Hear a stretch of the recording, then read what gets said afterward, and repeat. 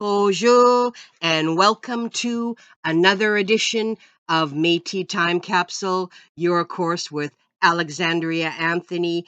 And before we go right into today's segment, I think this is a clear correlation between the past and the present, where unity and alliances were possible in the past. And I think we can glean a lot and learn from the past that we can, of course, have unity, we can have positive alliances between Métis, First Nation people, and what have you, because let's put it into perspective, folks. It did happen. They were successful in the very past. And today we're going to talk about the Nehiyaw Pwat, the Iron Confederacy, also known as the Iron Alliance, and the Métis. And for a lot of you that may not know the term Nehiyaw Pwat,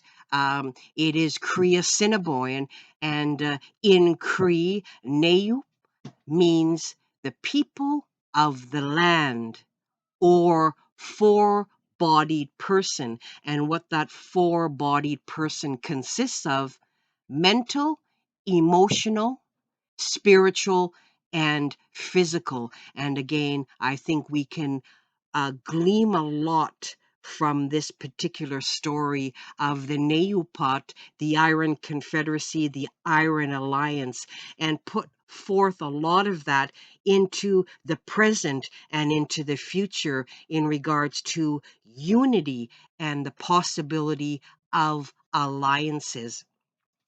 And the earliest written record of the military and political relations of the nations really west of Hudson Bay comes from Henry Kelsey's journal. And this was circa around 1690 to 1692. And in it, it states that the Cree and the Assiniboine had good relations with the Blackfoot and were already allies against the Eagle Birch Indians, Mountain Poets, and the others. So at that particular early point in the 1600s, there was a mention, a recording of alliances. And this statement that I'm going to say next really says it all. And it's powerful. And that's what we need to glean from this alliance of the past.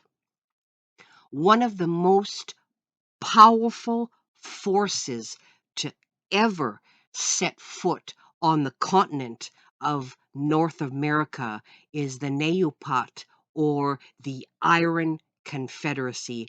And this confederacy included, of course, Plains Cree, Ojibwe, Métis, Saulteaux, Stoney, and Assiniboine bands from across the plains, really sort of into a juggernaut that ruled at that time hunting, trading, and warfare for over a century. That's a long time, folks, a century in what is now Western Canada and the Northern United States. And this political and military alliance, I love that word, alliance, was along uh, both sides of what we call the medicine line. And the Iron Confederacy, it really revolved around the fur trade, centered around the fur trade, particularly with the Hudson Bay Company. And of course, during that time, Iroquois people who had traveled west as employees within the fur trade participated as well. And the Confederacy first rose to predominance on the northern plains, of course, again, during the height of the fur trade. That's very important in the timeline, is setting the stage, when they operated, of course, as middlemen controlling the very flow of European goods to that would trickle to other Aboriginal groups. And the Confederacy also controlled the complete transportation system and much of the horse trade at that particular time. And the Peoples also played a major role in the buffalo bison hunt and, of course, the pemmican trade. And keep the terminology pemmican trade in mind, because you'll see further on in the episode how that's key and that plays a lot of prevalence. And throughout the 1800s, the Chippewa, Saulteaux, Cree, Nakota, and of course Metis buffalo hunters of the Iron Confederacy had been regularly hunting from the Big Bend of the Souris River down through the Grand Coteau to the Missouri River. And as the bison really started to diminish. They were gathering along the border of the Cypress Hills, then following the herds along the Milk River, Missouri River, and down into the Judith Basin of Montana in the United States. And this is something that I find fascinating and really tells where the Métis kind of intertwines, or the Métis become prevalent in this Iron Confederacy. A lot of you may or may not know this. Did you know Wapiston is the Plains Cree term for white ermine? And this was a name that was given to Cuthbert Grant Jr., who, of course, also was a military leader of the Nehiyaw Pwat. And members, of course, of the Nehiyaw Pwat stood with Cuthbert Grant Jr. during the Victory of Frog Plains, also known as the Battle of, or I would say the Victory of Seven Oaks. And prior to 1816, the Métis of Pembina, Whitehorse Plains in Manitoba, and Red River already had an alliance. I love that word again, alliance with the Plains Ojibwe. And on April 25th, 1816. So this is before the victory of Seven Oaks. So this is April 1816. There was a particular trader at Brandon House that recorded and made note of this interesting fact. And I quote, Captain Grant, and of course we're referring to Cuthbert Grant Jr., and Black Duck came here with a quantity of furs traded part with them, and they took notes for 27 skins to be paid them at the Forks. We're to assume the Forks in Manitoba, Winnipeg, Manitoba, where they are going to next month. They went away. I gave them 2-gallon mixed rum and a little wheat, barley, and potatoes for seed, as they have houses and gardens halfway to Portage la Prairie in Manitoba. And that's sort of the end of the notation from the trader in Brandon House. And it's also interesting that, again, this is where you're showing, of course, an alliance between the Métis and Black Duck at that particular time. The Plains Ojibwe also resided in villages along the Assiniboine River from Whitehorse Plains to Brandon House, and this group was intermarried with the Métis along Red River and the Assiniboine to Bay St. Paul, St. Francis Xavier, and Fort Ellis. And these Ojibwe were in fact all part of the Whitehorse Plain buffalo hunt, and entered the high plains to hunt together with the half breeds. And thus, while Cuthbert Grant Jr. was using young men among the Métis for his challenges at that particular time, his challenges to the Hudson Bay Company. He was also drawing in young warriors from among the Portage bands. So this is key, showing the Métis, working an alliance, working together. He was able to draw warriors from among the Portage bands. And a council of the Nehiyaw Pwat and Cuthbert Grant Jr. Was reported by Little Thunder, and this is sort of instrumental. It sort of gives you a bird's eye look into history.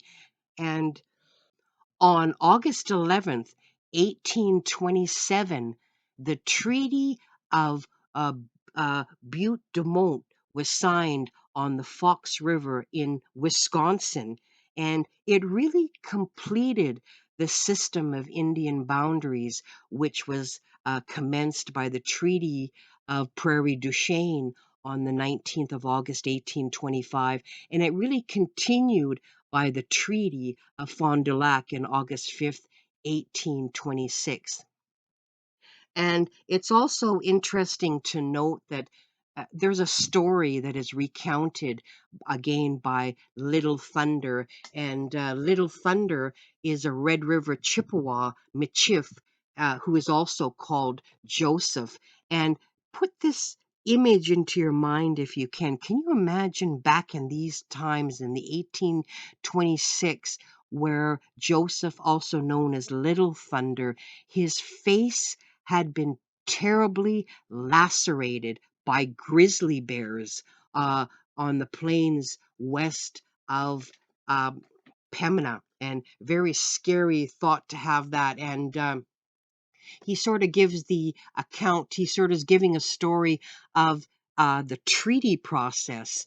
And here we go, and I quote: "The Sioux, Chippewa, Assiniboine, Cree, and Mandans, called by him in general Miigwewak, which means fighters, were at variance, and about 400 half-breeds and 100 Chippewa were sent out from Pemina to make peace and hunt the buffalo. On the fourth day's march, they reached the open plains and met a large body of Assiniboine and Cree encamped. Their camp was fixed, pardon me, on eligible ground, and the lodges extended across the plain, and there were many people encamped with them. After they had encamped, they observed every hour during the night fresh arrivals of Assiniboine and Cree that were taking place. And on the third day of their encampment, he was sent for to Cuthbert Grant at his tent, where he found a large circle of Indians formed, and all things in readiness for a council of the three nations, being Assiniboia, Chippewa, and Cree.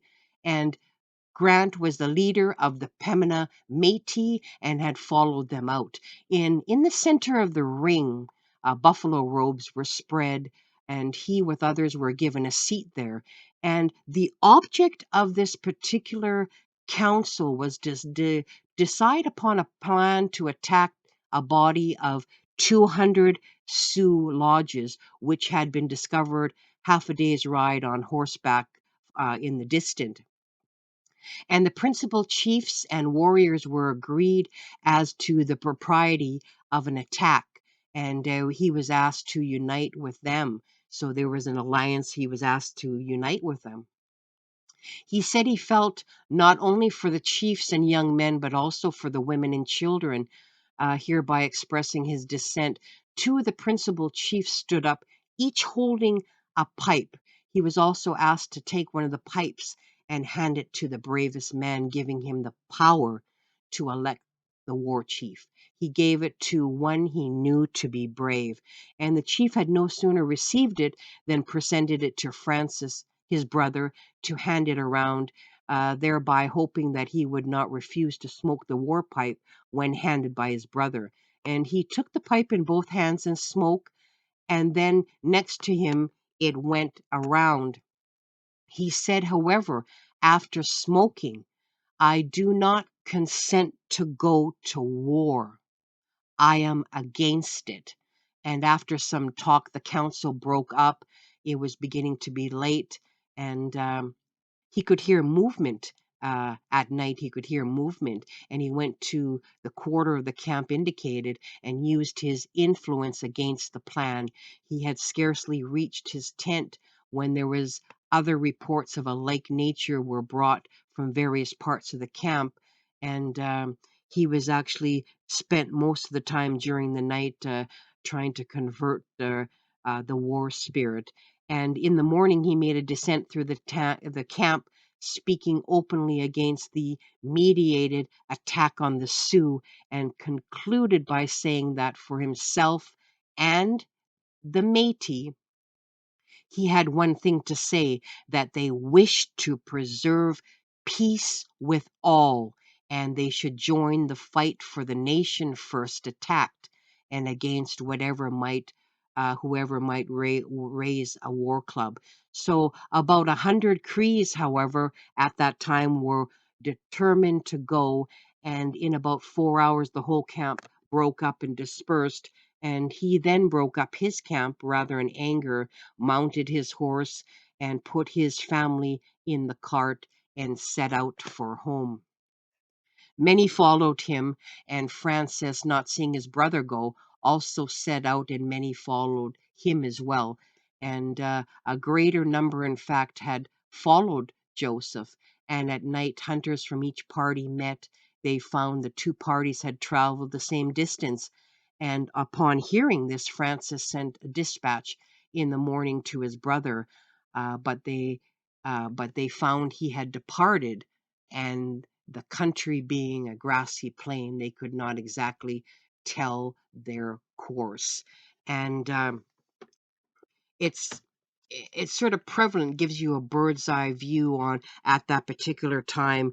They're still wanting, the Métis are still wanting peace, if all possible, with the Sioux to try and form an alliance. And it's also interesting that in 1844 there was a Métis treaty finally with the Sioux, and at the very peak of his career in 1844, Cuthbert Grant Jr. had successfully negotiated a peace settlement with the Sioux, who were traditional enemies of the Cree, Saulteaux, and of course, consequently, of the Métis. The peace did last for 7 years, until, of course, the Battle of Grand Coteau. And so it's interesting there in regards to the peace did uh, last. And it's also gives you sort of an insight into the thinking of that time, that the Sioux did send a letter to the Métis, and this was from White Bear, dated November 14th, 1844. So this is a Sioux letter to the Métis, and it always starts out with friends. So I'm just going to say the word friends once. Friends, we hang down our heads, our wives mourn, our children cry.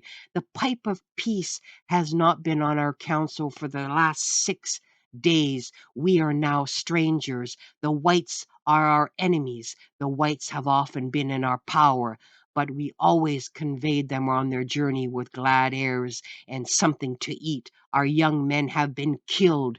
They were good warriors, their friends cry. Our hearts are no longer glad. Our faces are not painted. You owe the Sistons 4 loaded carts. They were our relations, the half-breeds are white men. The whites always pay well. The 4 Yanktons did not belong to us, but they are dead also. Tell us if we are to be friends or enemies, or is it to be peace or war? Till now our hands have always been white, our hearts good. We are not frightened. We are yet many and strong. Our bows are good, but we love peace. We are fond of our families. Our hearts were not glad when we left you last. Our shot pouches were light, our pipes cold, but we love peace. Let your answer make our wives happy, our children smile. Send Lang with your message. His ears are open. He is wise. We smoke the pipe of peace and send our hearts to you. Tell Lang to run. He will eat and rest here. He will be safe, and we will not send him off hungry or barefooted. Signed by the chiefs, Awene de Noketo Money, Le, and this is La Terre Kibru, burnt earth, the thunder that rings, thunder faces a Sichuan chief, Black Bull. So there you go. So this is a letter from the Sioux to the Métis. So you can see throughout the particular letter, it's always addressed with the beginning of friends, and then it goes into them wanting peace. They're wanting peace. So the letter proposing peace, of course, was received by Cuthbert Grant Jr. in his capacity at that time as the leader of the Métis. And Cuthbert Grant Jr. replied with a letter of his own, and he agreed with the need for peace, but he also outlined the concerns which still needed to be addressed. Uh, need to be addressed by the Dakota. And here you have a response again from Granttown, December 1844. And it also starts out with friends in every paragraph. So I'll only say the friends once and then you'll get the gist of it. So here we go. Friends, the messenger which you sent to us found us all sad as yourselves, and from a similar cause, a cause which may give a momentary interruption to the pipe of peace, but should not, we hope, wholly distinguish it. You know that for half a century or more, you and we have smoked the pipe of peace together, that during all that time, no individual in your nation could say that the half breeds of Red River lifted up their hands in anger against him until the late fatal occurrence compelled them in self-defense to do so, although you well know that year after year your young men have killed, and what we regard worse than death, scalped many belonging to us. And here's a key fact too, as what Cuthbert Grant says, not that we were afraid to retaliate, but because we are Christians. So Cuthbert Grant is saying they are Christians and never indulge in revenge. In this declaration, which may not be denied, bring us more immediately to notice and to answer the several points in your message to us. You say your people have been killed. We believe what you say and sincerely regret it, but at the same time, you forget to express your regret that our people were killed also. The one fact is as well known to you as the other, that and they were killed first. You forget to notice that whilst La Terre Kibru and party were in the midst of our friendly camp smoking the camelet of peace in all confidence and security, your people at that moment were treacherously murdering our friends within the sight of the very camp. You forget to mention that our dead were brought into the camp, bodies yet warm, and laid before your eyes. Till then, never did it enter the head or the heart of a Red River half-breed to seek in revenge the blood of a Sioux. You state that our people have often been in your power. We acknowledge what you say, but you must likewise acknowledge that your people have been in our power, and we sent them off with glad heart also. Even on the last final fatal occurrence, when our dead were before your eyes, and when 100 guns pointed with a deadly aim threatened La Terre de Key and party with instant death, yet more were for you than against you. So you were safe. La Terre, Kibru, and party were safe in the camp of the half-breeds. The brave were always generous. Can you just hear the power in that? The brave were always generous. You state that when you left us, your shot pouches were light and your pipes cold. There is a time for everything.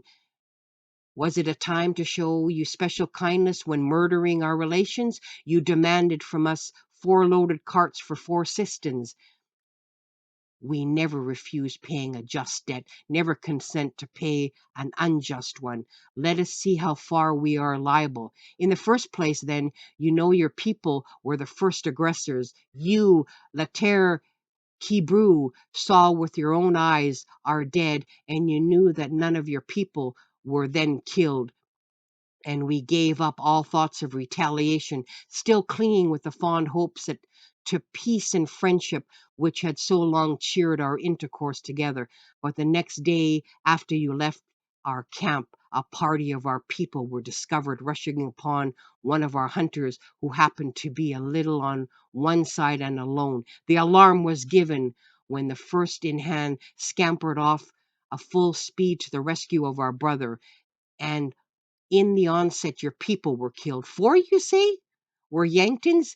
You demand you the demand you make would compel with you, either for cisterns or Yanktons, be the consequences what they may, because we consider it unjust. We must give a pipe of tobacco or a load of ammunition voluntarily, but we will submit to no unjust demand. And it goes on to mention several things. And he also says, we are fond of you because you often show yourself generous and kind to the whites. We are fond of you from long and friendly intercourse and from habits of intimacy. To sum up all in a few words, we are for peace. Peace is our motto. But on the contrary, if you are for war and you raise the tomahawk in anger, we warn you not to approach our camp either by day or night, or you will be answerable to the consequences. You now have our answer. We hope you will take some view of things and come to the same conclusion we have done. Lang will lay this before the great chiefs. May your answer be the sacred pipe of peace. Put your decision on white man's paper, and may that peace and friendship which has so long knitted our hearts together still continue to the hereafter. And this was signed, of course, by Cuthbert Grant Jr. So this is, of course, from Cuthbert Grant Jr. to the Sioux, quite the passionate letter. And Cuthbert Grant, upon receiving the letter from Grant, the Dakota leaders assembled really to discuss their response. And so where we have peace and alliance, were Cuthbert Grant an example of trying to show peace and alliance between the Métis and the Sioux. And in the midsummer 1848, a large Chippewa Métis in a Dakota battle took place at O'Brien's Coulee, which is near present-day Olga, North Dakota. And the Chippewa Métis hunting camp was made up of 100 800 Métis men and 200 Chippewa Indian men, and they had their families, horses, and over 1,000 Red River carts. And the Chippewa were led by Old Red Bear and, of course, Little Shell too. And the Métis were led by Jean-Baptiste Wilkie, whose mother, of course, was a full-blooded Chippewa. In 1851, the Battle of Grand Coteau, and this battle took place between a Métis buffalo hunting party from St. Francis Xavier that was led by Jean-Baptiste Falcon, who was Pierre Falcon's youngest son, um, and the Cuthead Dakota, led by the Chief Medicine Sacred Bear on July 13th to the 16th, 1851. And the Métis battle against the Dakota Sioux, which began on the Grand Coteau in the Dakota Territory, was really the defining moment in Métis history. So that was a very defining moment.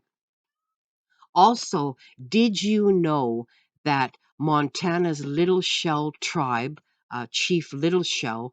The Little Shell are a polyethnic people, primarily of Chippewa, Cree, Assiniboine, and Métis descent, and many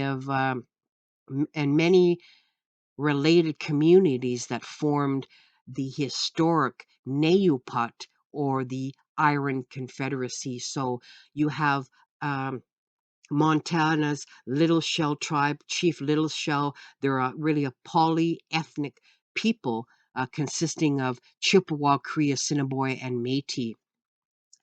And the rapid decline of the bison really economically and socially weakened all Plains people.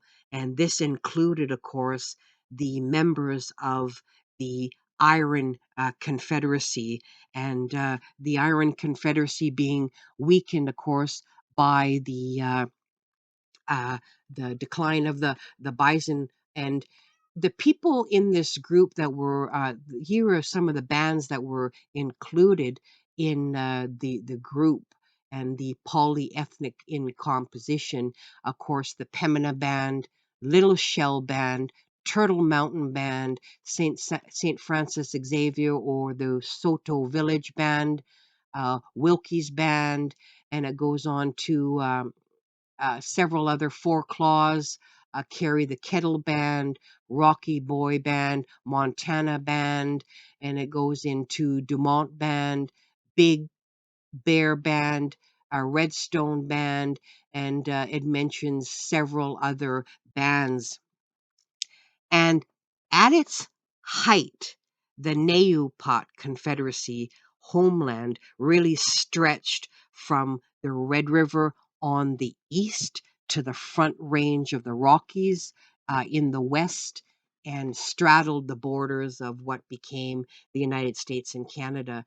And Cree and Métis parties continued to hunt in Montana until the late 1881, when at that particular time the United States Army began to arrest and deport them, and that effectively cutting them off from one of the last remaining bison populations and ensuring their dependence on government supplied rations. And the crisis, of course, and the decline of the bison really was the ending of the Nehiyaw Pwat Iron Confederacy, in which they sought help also from the Canadian government at that time. Because the declining bison, they had to seek help from the Canadian government, and the Canadian government was only willing to give them this in exchange for treaties which they believed would extinguish their particular Aboriginal titles. And here's another did you know fact. Uh, Harry Daniels, who was born Regina Beach, Saskatchewan, the son of Harry Alfred Daniels and Emma McKay, who were both Métis. Daniels' families were also part of the historic Nehiyaw Pwat, the Iron Confederacy. And the Nehiyaw Pwat, this Aboriginal society, really paralleled the development and expansion of Euro American society west of the Mississippi drainage to the Columbia Plateau during the 19th century. And member bands of the Iron Confederacy were actually signatories to Treaty 1, which was in 1871 in southern Manitoba, Treaty 4, which was 1874 to 1877 in southern Saskatchewan, Treaty 5, 1875, 1879, which is now northern Manitoba, Treaty 6, 1876 to 1879 in central Saskatchewan, central Alberta.